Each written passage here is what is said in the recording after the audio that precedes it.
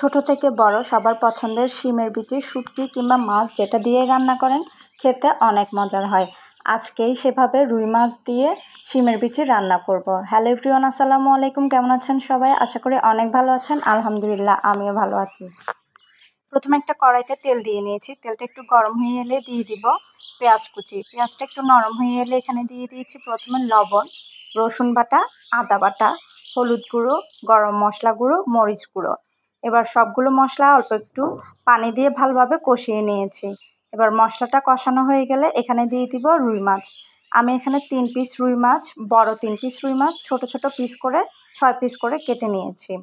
এবার মাছগুলো মশলার সাথে খুব ভালোভাবে উল্টিয়ে পাল্টিয়ে কিছুক্ষণ কষিয়ে নেব। অল্প একটু পানি দিয়ে মাছটা আর একটু কষিয়ে নেব। এখানে আমি হাফ কেজির মতো শিমের বিচি ভালোভাবে ছিলে ধুয়ে পরিষ্কার করে নিয়েছি। মাছটা ভালোভাবে কষানো হয়ে গেলে মশলা থেকে তুলে নিব। সবগুলো মাছ উঠিয়ে নেওয়ার পর এই একই মশলার মধ্যেই দিয়ে দিব ধুয়ে রাখা শিমের বিচিগুলো। এরপর মশলার সাথে শিমের বিচিগুলো খুব ভালোভাবে নেড়ে চেড়ে মিশিয়ে নেব। ভালোভাবে কিছুক্ষণ কষিয়ে নেব। এভাবে মাছ দিয়ে শিমের বিচি রান্না করলে শিমের বিচি মাছ দুটোই খেতে অনেক বেশি মজার হয়।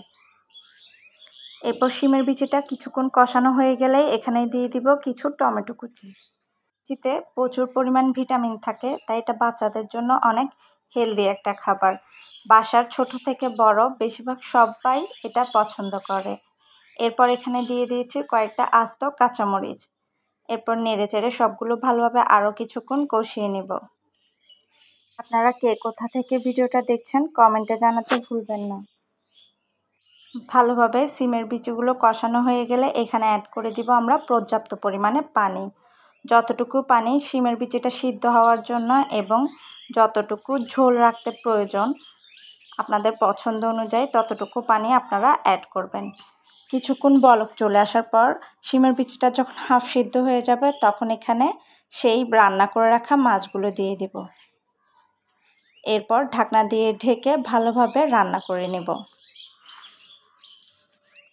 কিছুক্ষণ পর উল্টিয়ে দিব। যখনই পছন্দ মতো ঝোলটা ঘনত্বে আসবে তখনই ধনেপাতা কুচি ছড়িয়ে দিব।